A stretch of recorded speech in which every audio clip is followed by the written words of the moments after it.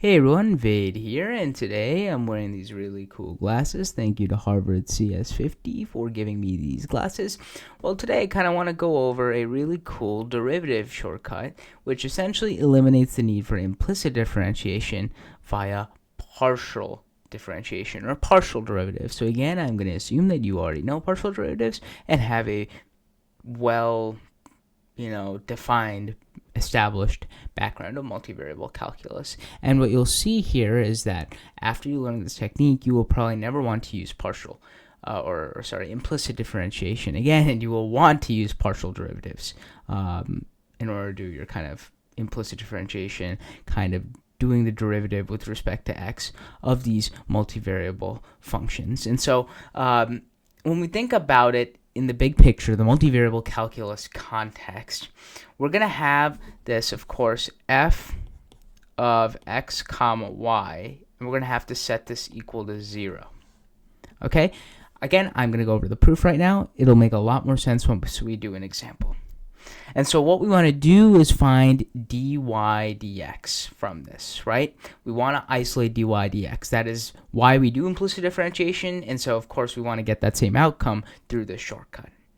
And so what I'm going to do here is do the derivative with respect to x on both sides of this equation. And so what we'll see here is, again, hopefully you know how to do this now, kind of in the general form.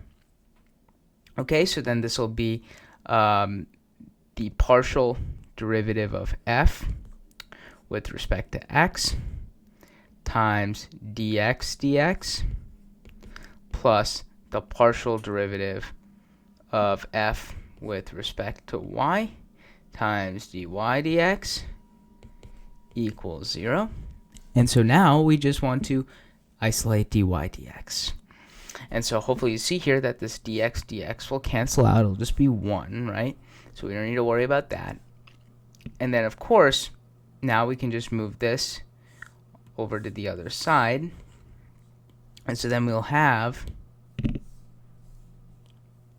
partial derivative of f with respect to y times dy dx equals to negative partial derivative of f with respect to x. And so now, to isolate dy dx, we literally just divide by the partial derivative of f with respect to y on both sides. So partial derivative of f with respect to y, partial derivative of f with respect to y. These will cancel, and then therefore we will get dy dx is just negative partial derivative of f with respect to x over the partial derivative of f with respect to y. This is how we find dy dx. And so this may seem a little confusing at first, but then let's do an example. Okay, let's look at a classic here, right? Let's say that x squared equals to negative y squared, okay?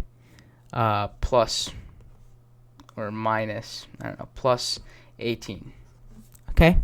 This is a multivariable relationship, right? We're going to say that x and y are two independent variables, right? And we're going to set that equal to z. Therefore, we will have that is our dependent variable, but of course, we're not going to include z. You know why? Because just for simplicity's sake, right? That's not the purpose. We're not trying to make this more complicated. We just want to find dy dx. So you're going to be tempted, of course, to do ddx on both sides and then do chain rule and stuff like that, just like you did in the single variable calculus days. But now we're going to actually follow this rule right here, which is actually way faster in my opinion. So again, f of x comma y must equal 0. This may have confused you at first, but really what it just is saying is that just move all of your stuff to the other side of the equation.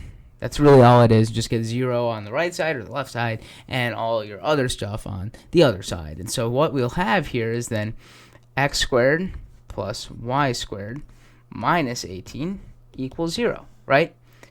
This hopefully should make sense, because then this will be our f of x comma y, our multivariable function. Okay, and so now what we need to do is, of course, find dy dx, and because from our shortcut we don't need to do this all over again, we can say, of course, if to find dy dx, we just need to do the partial derivative of f with respect to x, negative of that, over the partial derivative of f with respect to y. And so again, hopefully knowing, of course, that this is f of x comma y is our multivariable function, and the fact that you also know how to do partial derivatives, which are really easy to do, we can just do this right now, right? dy dx equals to negative of, then partial derivative of f with respect to x, right? That's just going to be 2x, and then over partial derivative of f with respect to y, that's just going to be 2y. And then we get negative x over y. Look at how fast that was.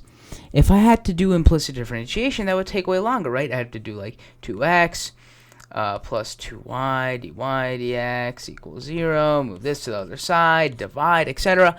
That takes way too long, but I just did this in 5 seconds.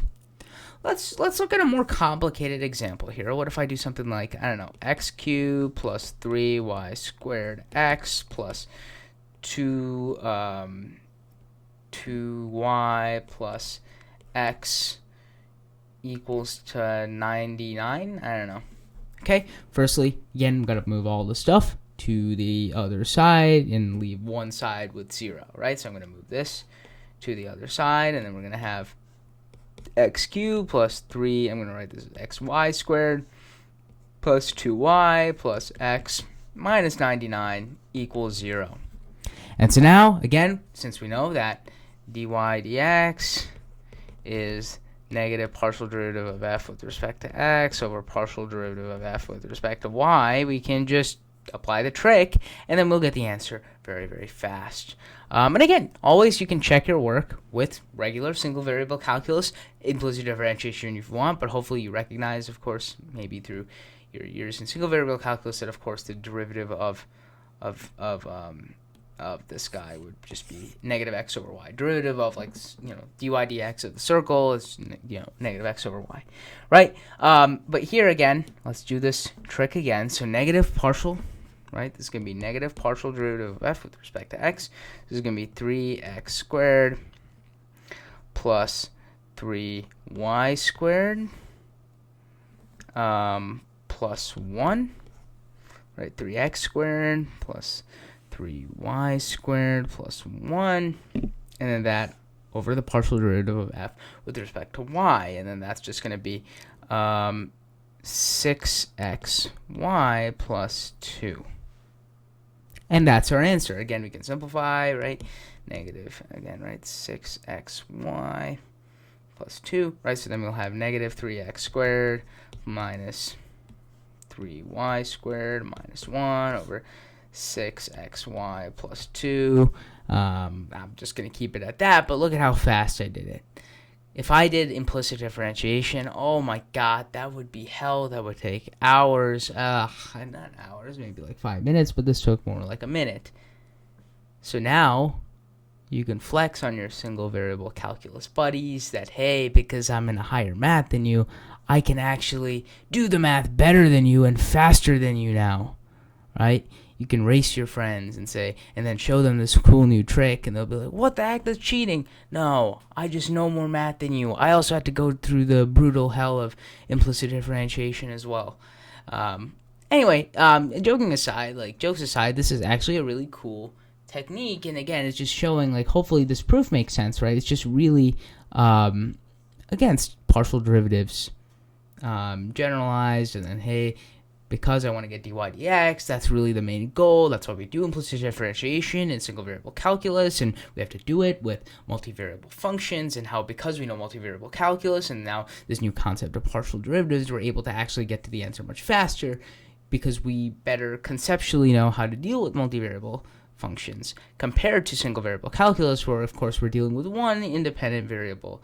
That's really how we deal with stuff, and because of that, we're so comfortable, we don't really delve into, of course, the multivariable nature of these functions, which again, you do in multivariable calculus, and you'll find that this really helps us in the long run, as you see here with implicit differentiation.